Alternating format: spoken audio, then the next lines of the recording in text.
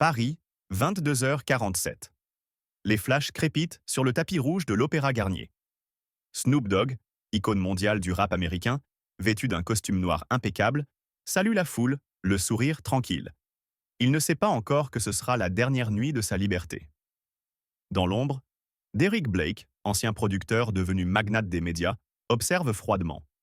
Jadis frère d'armes, aujourd'hui serpent vénéneux, il a monté une machination diabolique. Fausses preuves, comptes truqués, transfert d'argent vers des cartels imaginaires, tout mène à une seule cible.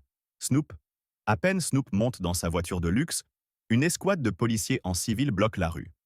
Fusils braqués, cris en français et en anglais, sortez du véhicule, mains en l'air. Le monde bascule. Devant les caméras, Snoop est plaqué au sol. Les journalistes capturent la chute en direct, incrédules. Les chaînes françaises interrompent leur programme. Snoop Dogg arrêté pour trafic de drogue et blanchiment d'argent, titre BFM. Le public est sous le choc. Mais Derrick, dans son bureau de verre, lève son verre de cognac avec un sourire glacial. Il a frappé fort. Très fort. Snoop, menotté, regarde Paris défiler par la fenêtre du fourgon. Il comprend. Ce n'est pas une erreur. C'est une trahison. Orchestrée. Totale. Le claquement brutal de la porte métallique résonne dans les couloirs sombres de la prison de Fresnes. Menotté, privé de ses bijoux, de son téléphone, de son identité publique, Snoop Dogg n'est plus qu'un matricule. Yekko 4501Z. Le rappeur superstar, adulé des foules quelques heures plus tôt, est désormais enfermé entre quatre murs froids, cerné par le béton et la haine. Une lumière crue éclaire sa cellule étroite, où l'odeur d'humidité et de désespoir colle à la peau.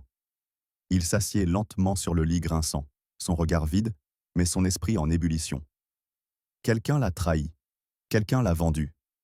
Et ce quelqu'un, il le connaît. Les gardiens derrière les barreaux se moquent. Alors, monsieur le rappeur, t'as plus de flow ici, hein? Bienvenue à Paris, enfoiré. Snoop garde le silence. C'est dans ce silence qu'il entend les premiers murmures d'une machination plus vaste qu'il ne l'imaginait. Car ce n'est pas seulement un coup monté, c'est une exécution sociale, un démantèlement public.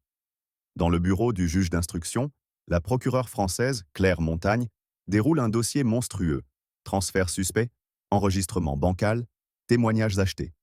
Tout semble cohérent. Trop cohérent. Et au cœur de tout ça, Derrick Blake, avec son sourire carnassier sur les plateaux télé, jouant le rôle du partenaire trahi, qui affirme en direct sur France 2. Je suis choqué. J'ai toujours cru en Snoop. Mais la vérité doit être dite. Nul n'est au-dessus des lois. La France est en émoi. Les réseaux explosent. Les fans se divisent. Yo, Free Snoop devient viral. Les médias tournent en boucle. Pourtant, dans sa cellule, Snoop comprend qu'il ne pourra pas simplement attendre que la vérité éclate. Non. Il devra l'arracher à la gorge du mensonge. Et pour cela, il a besoin d'un allié. D'un seul. Quelqu'un en qui il croit encore. Mélina Rousseau, ancienne journaliste d'investigation tombée en disgrâce, aujourd'hui serveuse dans un bar miteux de Belleville, elle seule avait enquêté jadis sur Derrick. Elle seule avait vu ce que personne ne voulait croire. Mais comment la contacter depuis une prison sous surveillance extrême? Snoop se tourne vers le miroir brisé au fond de la cellule. Il regarde son reflet fragmenté. Ce qu'ils ne savent pas, c'est qu'on n'enferme pas une légende si facilement. Derrière le silence, une guerre froide commence. Et vous? Croyez-vous que Snoop est vraiment coupable? Ou victime d'un complot diabolique? Commentez justice si vous pensez qu'il mérite la vérité. Tapez 666 si vous pensez que Derrick cache quelque chose de bien plus sombre. Et surtout, abonnez-vous maintenant pour ne pas rater la partie 3, car ce qui arrive ensuite va choquer toute la France. Rue Rébéval, dans le 19e arrondissement, le vent souffle fort, emportant avec lui les dernières feuilles mortes de l'hiver parisien.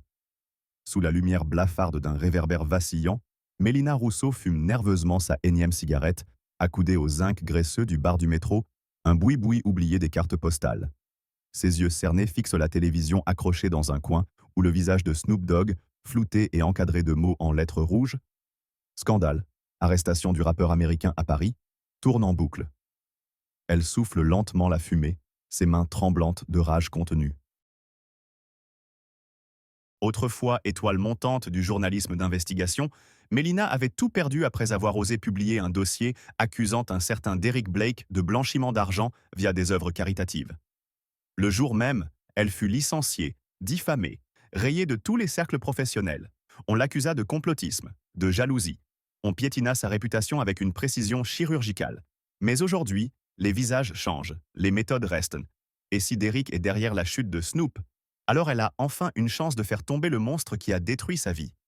Une enveloppe glissée sous la porte du bar change tout. Pas de nom, pas de signature. À l'intérieur, une clé USB, une carte mémoire et un simple mot griffonné. Il m'a piégé. Aide-moi. S. Mélina, d'abord méfiante, branche la clé dans son vieil ordinateur portable. L'écran vacille, puis une série de vidéos floues s'affiche.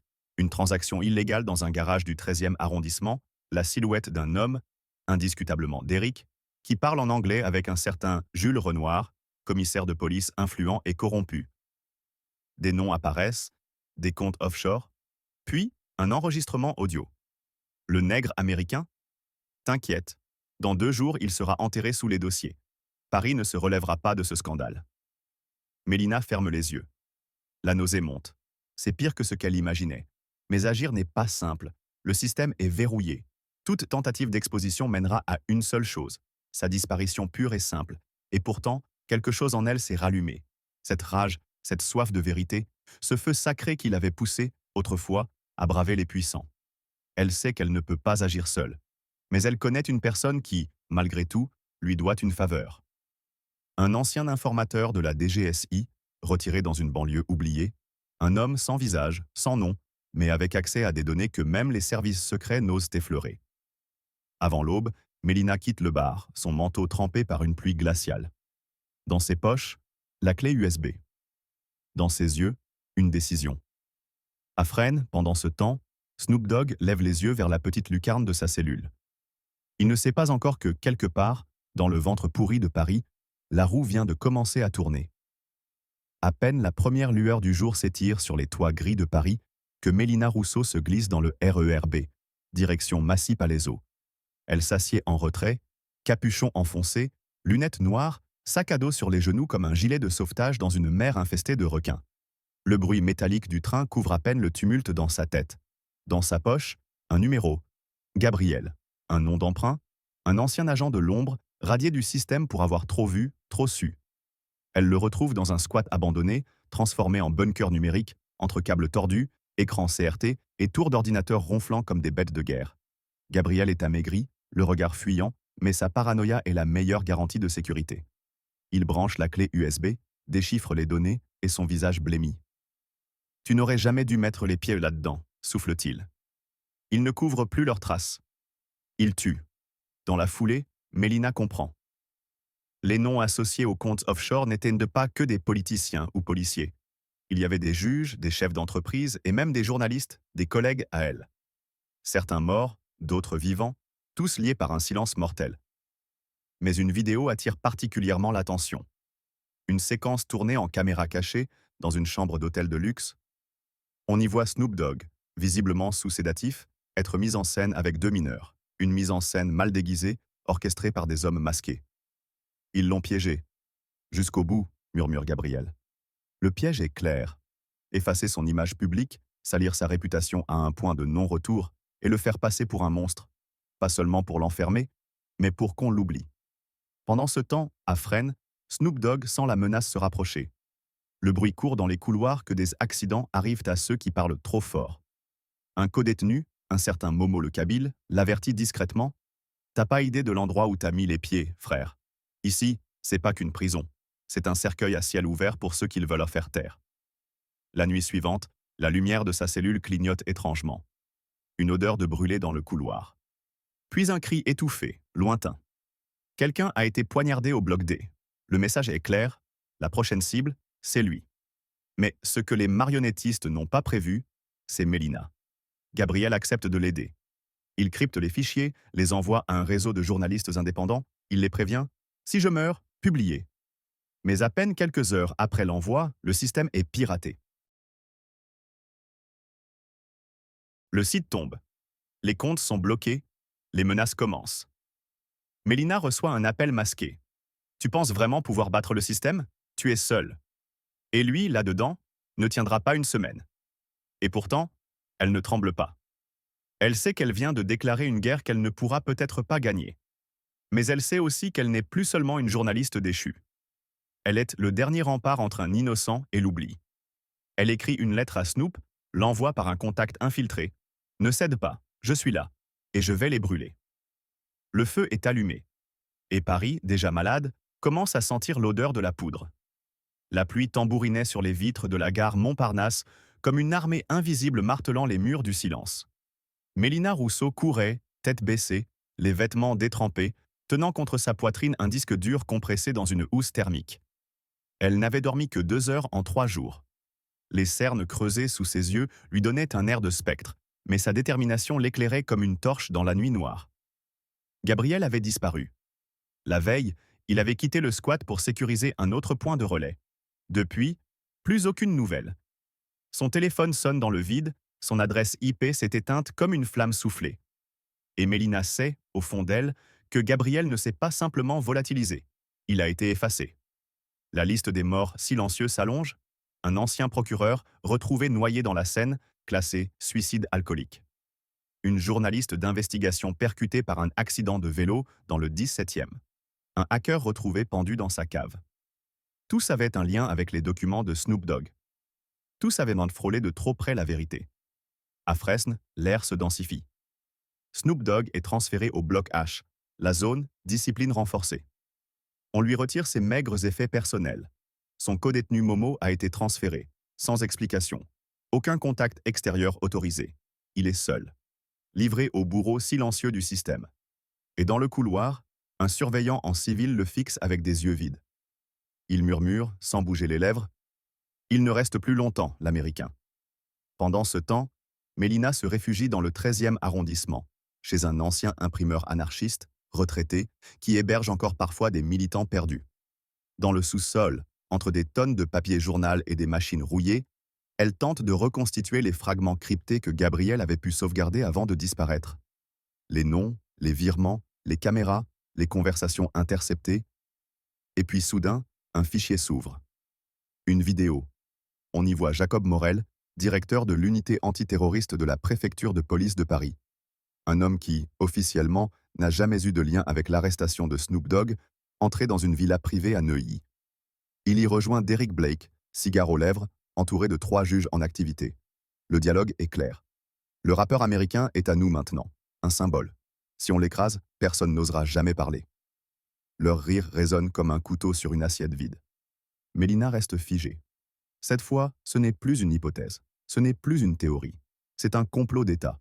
Elle contacte une seule personne, Vincent Lemoine, son ancien mentor au Monde, viré depuis pour avoir refusé une ligne éditoriale trop docile. Il vit reclus à Belleville, entre vin rouge et mélancolie. Lorsqu'elle lui montre la vidéo, il blêmit. Puis, lentement, il pose son verre et allume une cigarette. « Tu sais ce que ça veut dire, Mélina? S'ils te trouvent avec ça, ils ne t'arrêtent pas. Ils te font disparaître. » Elle ne répond pas. Elle a déjà choisi. Le lendemain, un drone rôde autour de l'immeuble. Mélina a changé de planque. Vincent, lui, n'a pas eu le temps. Dans le journal du soir, une brève annonce. Un homme retrouvé mort chez lui, intoxication au monoxyde de carbone. Pas de traces de lutte. Mélina serre les poings. Elle ne pleure pas. Elle grave. Et puis elle reçoit une alerte. Snoop Dogg a été transféré en isolement total, suite à une tentative d'agression sur un surveillant. L'article est signé par un journaliste qu'elle connaît. Un vendu. Une marionnette. Mais elle le sait, c'est une couverture. Ils vont le faire passer pour fou, le déclarer inapte, le droguer. Et il ne sortira jamais. Alors elle se décide. Il ne reste qu'un seul choix, frapper avant qu'il ne frappe encore. Un plan prend forme dans son esprit. Il implique un infiltré. Il implique la prison de Fresnes. Il implique la lumière, là où tout n'est que ténèbres. Et elle sait que dans quelques heures, tout va basculer. Paris, au lever du jour. Les rues sont calmes, mais l'atmosphère est électrique, comme avant une tempête. Mélina Rousseau se tient debout au sommet du parking d'un immeuble désaffecté à Ivry-sur-Seine. À ses pieds, un vieux sac en toile contenant un ordinateur, 3 clés USB et une arme de poing qu'elle espère ne jamais utiliser. Son visage est marqué par des jours sans sommeil, mais ses yeux brûlants d'une clarté nouvelle. La vérité n'est plus une idée lointaine. Elle est devenue une arme. La vidéo qu'elle a publiée sur un serveur crypté a explosé sur le Darknet. En moins de 24 heures, des centaines de copies circulent. Des blogueurs indépendants, des anciens policiers, des militants, Tous la partagent. Un site hébergé à Reykjavik la republie avec des annotations. Un député de gauche interroge officiellement le ministre de l'Intérieur. Et surtout, le nom de Snoop Dogg ressurgit, non plus comme un criminel, mais comme le visage d'un complot d'État. À la prison de Fresnes, l'onde de choc atteint les murs épais et silencieux. Snoop Dogg, encore affaibli par des semaines d'isolement, sent quelque chose changer. Les surveillants, jadis hostiles, deviennent prudents. Certains l'évitent. D'autres murmurent quand il passe près de sa cellule. Un jour, un gardien d'origine martiniquaise lui glisse discrètement un mot roulé dans un paquet de pain. On vous regarde. Tenez bon. Il y a des gens dehors. Cette phrase, simple, redonne à Snoop Dogg ce qu'on lui avait volé. L'espoir. Mais l'état profond ne meurt pas si facilement. À Levallois-Perret, dans une villa haute sécurité, Jacob Morel regarde la télévision en silence. Sa mâchoire se crispe, il jette la télécommande contre le mur. Devant lui, Derrick Blake, calme comme toujours, boit un scotch sans glace. Elle devient incontrôlable, cette Rousseau, grogne Morel. Il faut l'effacer. On ne peut pas faire ça maintenant. Trop de projecteurs, trop de regards. Il faut la discréditer. Et ainsi commence l'opération Glaive. Un faux mandat d'arrêt est lancé contre Mélina. Trafic d'informations classifiées, complicité avec une cellule étrangère. Des affiches avec son visage apparaissent dans les commissariats. Sur BFM TV, un expert en cybersécurité l'accuse de manipuler l'opinion publique avec des vidéos montées. Sur Twitter, des comptes anonymes la traitent de terroriste verte. Mais Mélina a disparu. Elle s'est réfugiée à Marseille, dans une communauté autonome tenue par d'anciens gilets jaunes, où aucun drone ne survole les toits et où la police ne met plus les pieds. Là, elle rencontre Axel, un Suédois spécialiste en cryptographie, qui lui propose un plan fou: diffuser en direct les enregistrements du réseau corrompu à travers un faux débat télévisé. Une opération risquée, mais s'ils y parviennent, la France entière verra, en simultané, le vrai visage de ceux qui gouvernent dans l'ombre. À Fresnes, Snoop Dogg est convoqué par la direction. Dans une pièce sans fenêtre, on lui propose un deal, signer un document attestant qu'il a menti, qu'il a agi seul, qu'il souffre de troubles mentaux. En échange, une libération anticipée, des soins, un nouveau départ. Il les regarde. Longtemps. Puis il éclate de rire. « Vous voulez que je mente une dernière fois? Vous pensez que je vais faire ça? Après tout ce que j'ai vu? Après tout ce que j'ai perdu? Allez vous faire foutre. » Le directeur lui jette un regard noir. « Alors vous mourrez ici, lentement. » Mais ce que le directeur ne sait pas, c'est que le monde extérieur bouge. Mélina et Axel ont réussi. Le débat truqué est infiltré. Lors du direct sur France 2, alors que deux anciens ministres discutent de la montée de la violence urbaine, l'écran se fige, grésille, et la vidéo s'incruste à l'image. On y voit Derrick Blake remettre un sac noir à un juge. Jacob Morel recevoir une mallette dans un parking. Et surtout, la preuve incontestable que le témoignage de Snoop Dogg a été falsifié sur ordre du ministère. Le plateau est pris de panique. Le réalisateur coupe l'émission, mais il est trop tard. Le flux est copié, partagé, relayé. Le hashtag Balaise Libérez Snoop explose. La foule se rassemble spontanément devant la prison de Fresnes. Des centaines, puis des milliers. Certains brandissent des pancartes avec son visage. Des anciens détenus témoignent. Une ancienne magistrate prend la parole. Ce que nous avons vu est une trahison de la République. À l'intérieur, Snoop Dogg entend les cris monter jusqu'à sa cellule. Il se lève, il sourit. Et il sait. La fin approche. La nuit tombe sur Paris, mais la ville ne dort pas. Place de la République, une marée humaine s'est formée, comme un seul corps qui respire, crie, exige. Le nom de Snoop Dogg est sur toutes les lèvres, scandé avec la ferveur d'une cause retrouvée. Les médias, autrefois silencieux, ne peuvent plus ignorer la tempête. Les chaînes d'information diffusent en direct les images du rassemblement. Des figures publiques, des artistes, des intellectuels prennent la parole. Et au milieu de cette clameur, un seul mot s'impose: justice. À l'intérieur de la prison de Fresnes, les murs vibrent. Les cris atteignent la cour, les couloirs, les cellules. Snoop Dogg est toujours enfermé, mais son isolement est rompu. Des détenus frappent sur les barreaux, des surveillants refusent d'obéir aux ordres. Un vent de rébellion souffle entre les pierres. Jacob Morel, lui, est barricadé dans un appartement sécurisé à Neuilly. Il observe les événements à travers une rangée d'écrans. Son visage, d'ordinaire impassible, se fissure. Il appelle en urgence Derrick Blake. « Ils vont venir pour nous. Il faut quitter le pays. Maintenant. » Mais Blake, pour la première fois, hésite. C'est fini, Jacob. Ce qu'on a construit, tout est en train de s'effondrer. Non, grogne Morel. On peut encore contrôler les dégâts. On a des hommes, des juges, des cartes à jouer. Plus maintenant, murmure Blake. On a sous-estimé la rue. Et surtout, on a sous-estimé lui. Le lendemain matin, à l'aube, une unité spéciale entre dans la prison de Fresnes. Mais ce ne sont pas des hommes de Morel. Ce sont des officiers de la Cour des comptes, accompagnés de 2 juges d'instruction indépendants, mandatés par un décret d'urgence du président de la République, qui, face à la pression populaire et à l'effondrement de son gouvernement, a dû céder. La cellule de Snoop Dogg est ouverte. Il reste immobile un instant, comme s'il doutait de la réalité. Puis il avance. Lentement. Chaque pas est une victoire. Quand il atteint la porte principale, une foule l'attend. Silencieuse d'abord.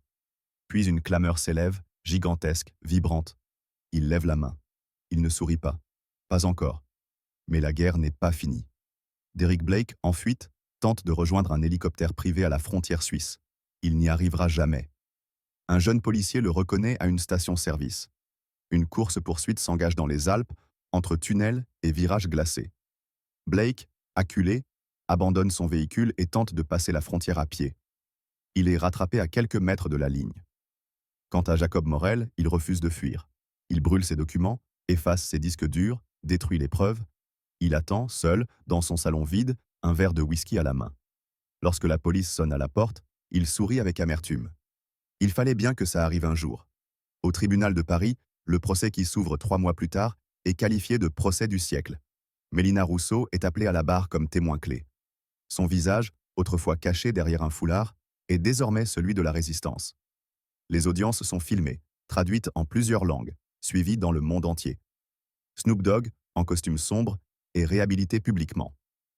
La juge lit les conclusions d'une voix claire. Monsieur Calvin Brodus, alias Snoop Dogg, a été victime d'un complot d'État visant à faire taire un témoin gênant d'un réseau de corruption systémique. Il est, à compter de ce jour, totalement innocenté. Dans la salle, un silence dense. Puis une explosion d'applaudissements. Mais Snoop Dogg ne se lève pas. Il regarde devant lui. Il ne sourit toujours pas. Car il sait que ce qu'il a vécu ne pourra jamais être effacé. Après le procès, il refuse les interviews. Il refuse les contrats de livres, les documentaires, les récompenses. Il disparaît. Certains disent qu'il est retourné à Compton. D'autres qu'il vit à Lyon, dans un quartier modeste, là où tout a commencé. Mélina reçoit parfois une carte postale sans nom. Toujours la même phrase, « La vérité n'est pas une arme, c'est une dette ». Mais la France, elle, a changé. Le ministère de l'Intérieur est dissous. Une commission citoyenne est créée pour réformer la justice pénale. Des dizaines de hauts fonctionnaires sont inculpés. Le nom de Snoop Dogg devient un symbole. Dans les écoles, les professeurs parlent de lui. Des fresques apparaissent sur les murs. Son visage, ses mots, son combat. Et dans la mémoire collective, une phrase reste gravée. On a voulu le briser. Il nous a réveillés. 5 ans plus tard, Lyon, un matin de novembre. Le brouillard enveloppe les quais de Saône comme un voile de silence. Une silhouette marche lentement, main dans les poches, capuche relevée. Ce n'est pas un homme qu'on remarque. C'est une ombre parmi d'autres. Mais dans les yeux de certains passants, une reconnaissance muette traverse. Ils savent, ils ne disent de rien. Snoop Dogg vit désormais dans un appartement modeste à la Croix-Rousse. Il enseigne la musique à des enfants en difficulté. Il n'a plus de garde du corps, plus de publiciste, plus de caméra. Juste une guitare posée contre un mur et une vieille radio qui grésille le soir. Parfois, Mélina vient lui rendre visite. Il ne parle presque pas du passé. Le passé n'a plus besoin de mots. Il plane dans l'air, comme une chanson triste qu'on connaît par cœur.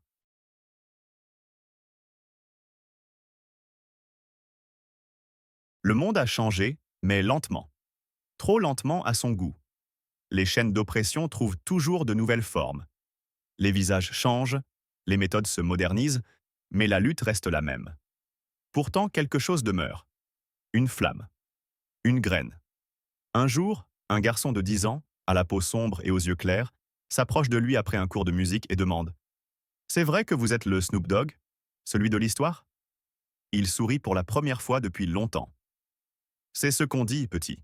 Mais moi, je suis juste là pour t'apprendre à faire du bruit, sans avoir besoin de hurler. » Et dans le silence de Lyon, une autre révolution commence. Plus douce, plus lente, mais tout aussi implacable.